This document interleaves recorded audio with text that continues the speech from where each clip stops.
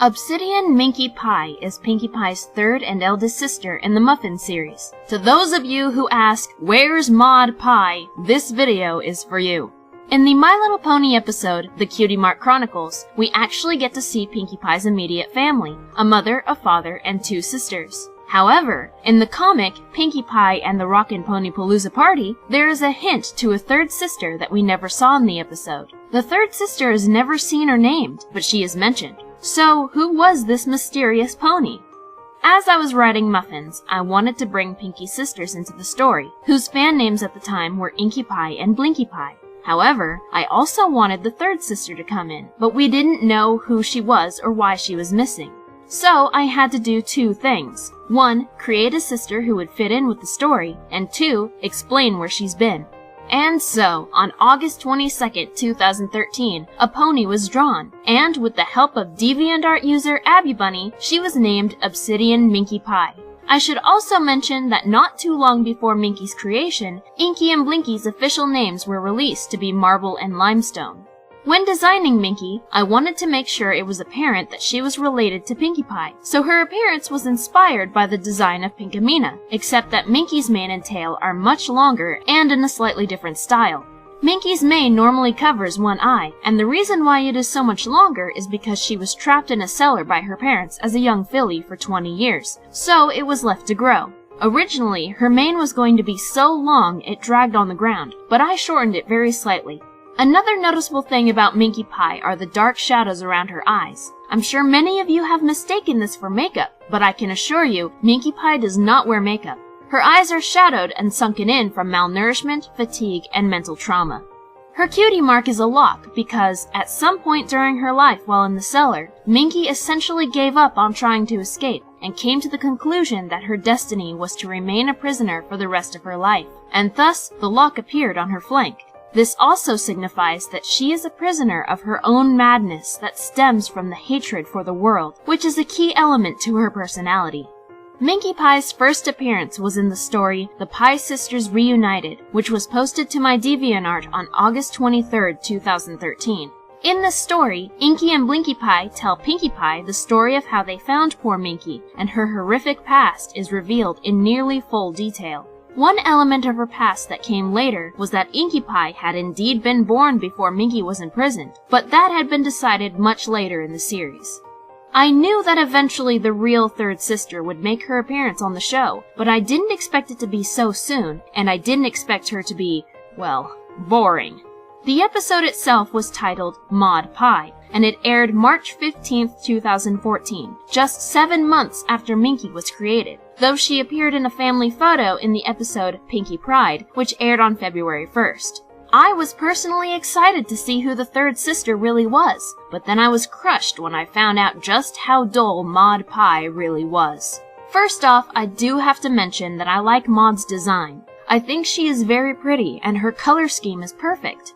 However, her personality is so bland it's almost irritating. Some fans would argue that she makes up for it for loving Pinkie Pie so dearly, but I say they're just making excuses for what could have been an interesting character. It sort of makes me fear for when they bring Marble and Limestone back as adult ponies, but hopefully the story writers have enough sense to give them some personality.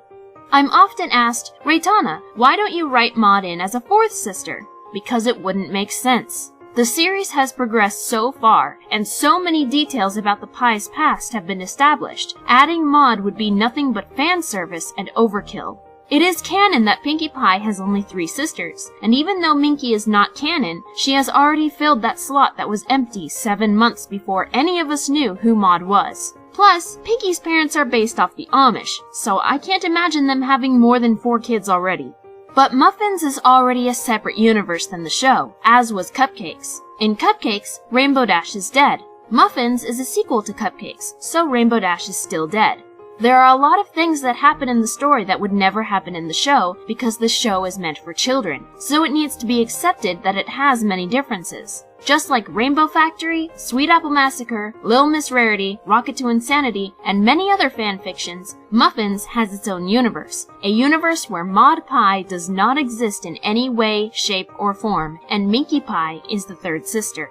If you look at it from a scientific point of view, the reason why Maud is not Minky is because Minky was conceived at a different time. The egg and sperm that made Minkie Pie would be different than the egg and sperm that made Maud. So they are not the same pony in different situations, they are completely different ponies, and Maud never had the chance to be conceived in the Muffins universe, just as how Twilight Sparkle never had the chance to become an alicorn, thus not being a princess. Plus, I just plain don't like Maud Pie. She is boring. Minkie Pie was created to be a murderer. If she had been in the show, she would probably be the Eeyore of My Little Pony, because Minkie's original dark personality would be too much to put in a kid's show. The thing is, she is also an extension of myself. She has all of the negative qualities that I have, and that I fear in myself, including her depression, anger, and resentment toward her parents. I always joke that the only difference between Minkie and I is that she's a murderer and I'm not. Oh yeah, and she's a freaking pony! Writing as Minkie Pie has become a way to express a lot of my own opinions and rage in a fictional form. The side series called The Mad Musings of Obsidian Pie are thoughts and emotions that I actually have, just with an added twist to go along with the theme of murder. When I narrate those, as well as her dialogue in the main series, I am able to realistically express her emotions because they are what I feel due to my own depression and past of child abuse. I feel that Minkie Pie is more than just a character, but a form of therapy because I can channel my own madness through her without harming anyone, including myself. Another thing worth mentioning is, when she speaks, I base her inflections off the way Bray Wyatt, a WWE wrestler, speaks. So far, only one person has caught this. Bray Wyatt's character is that of an evil one, and when he makes his speeches and promos, it automatically makes me think of Minkie Pie, and that's why she speaks in the same way. Her actual voice is also a mix of my Fluttershy and my Bubbles impression, but in editing, the pitch is increased by 4%. Her character is not just all malice, however. After being rescued, Minkie has learned how to laugh and love, she's found value in her family and friends, and is learning more about the world she despised so much. She especially takes a liking to Derpy, with whom she relates to the most. The two have a lot of similarities. Because Minkie Pie was locked in a cellar for 2 decades, she never had a chance to go to school, so she is on the same learning level as Derpy.